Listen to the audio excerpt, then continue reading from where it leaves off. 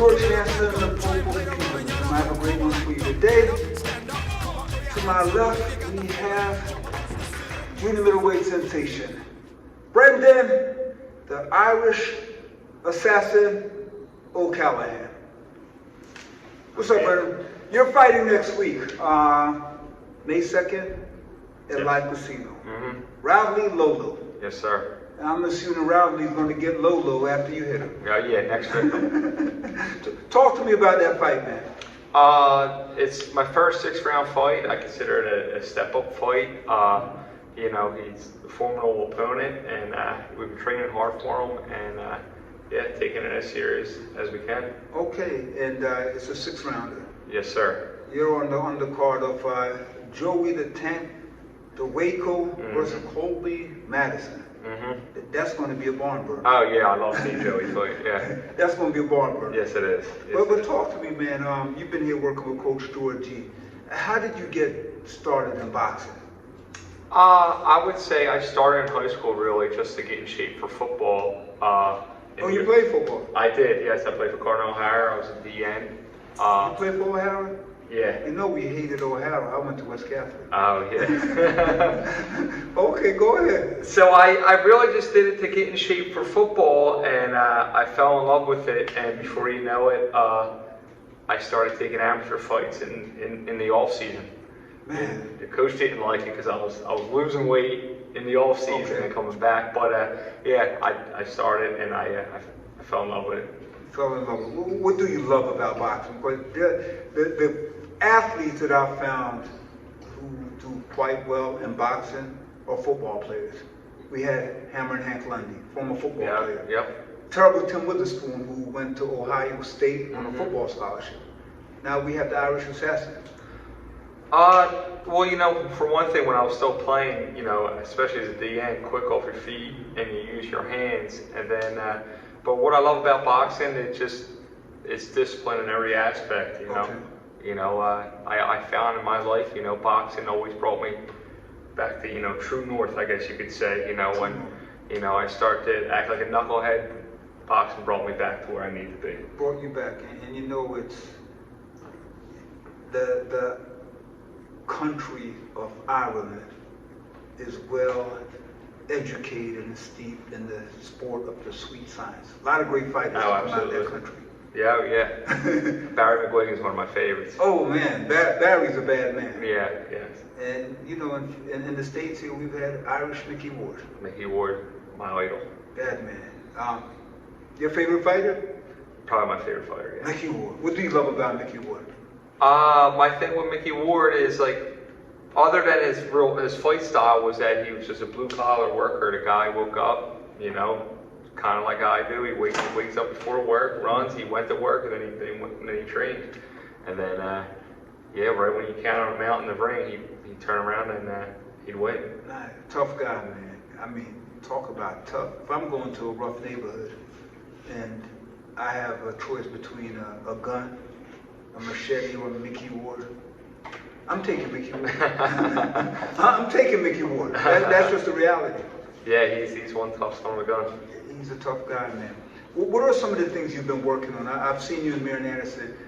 You were working with Mike Rafferty. Yes. And for this fight, Coach George G has been working with you. What are some of the things you guys are working on? One thing with Coach G that's been great is combinations.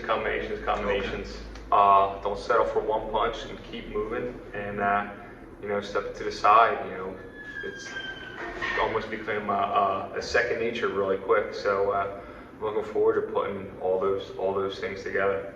And what's your favorite punch? My favorite punch?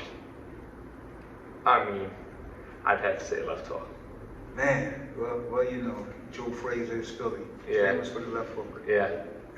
Now to talk, Brendan, we know you box, man, but like many Philadelphia fighters, you guys hold down second jobs. Absolutely. What do you do when you're not in the job? I'm an electrician, local Union 98 electrician. Shout out to local Union 98, so we can expect the place to be. Oh, okay, so they'll all be there. Oh yeah, there'll be a lot of guys there. Man, I'm an electrician. I actually worked at the casino as we were building it live. So it's a pretty cool experience for me. Oh my! So, based on the fact that you are selling all these tickets, right? Mm-hmm. You are an electrician. So can we count on this being an electrifying fight? Oh yes, I gotta absolutely. use the cheap jokes, man. Hey, So they're coming out. They work, yes sir. Man, that place is gonna be rocking. It's going to be a good night. I can't wait. It's gonna be a good night. Yeah, it's going to be a really good night. Man, you know, I will be there in press row. Awesome. But besides boxing, man, what are the life lessons? You play football and boxing. What are the life lessons you've garnered from these two sports? I mean, I know I touched on discipline Right. before, but that's really the number one thing to take from this. You know, you can't play boxing. You know, you gotta live it. You know, I've tried playing it times in my life, but you have to live. You got to wake up and you're a boxer 24/7. And you know, I notice when I'm training for a fight, I'm better at work. You know, I'm better at everything that I'm doing. So it's really points me in the right direction. But yeah, discipline is what sets everything right. Besides your work ethic and discipline, what's driving you, man? Because you got to get up every morning to run. You are in the gym every day. You hold down a full-time job. What's driving you? I guess it's, you know, really like anything that probably I've ever done is, you know, don't half-ass it. Like, you know, I've talked about boxing my whole life. Here I am doing it, and you know, if I'm going to do it, I better do it right. It's just the way I'm made, I guess, and the way I was raised. That's great. And this is one of the standard questions. If you could go back in time and talk to a fighter who's deceased, who would you speak with, and what would you ask them? My favorite would be Jack Johnson. I want to know how that man had so much courage in those times. Oh yeah, absolutely. I could definitely see that. I would. That's a good question. I would have to ask.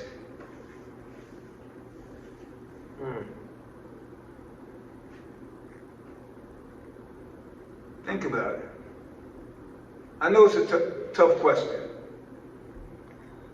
I have to ask. I would love to meet Billy Conn, and Billy Conn had a chance at the heavyweight title. Oh my God, Billy! And he had it won, and he went for a knockout, and he ended up losing. I would ask him if he ever regretted it, if he would have just took the win. Man, it's funny you mentioned Billy Conn. At the Golden Gloves finals when I fought, I'm not going to date myself, people.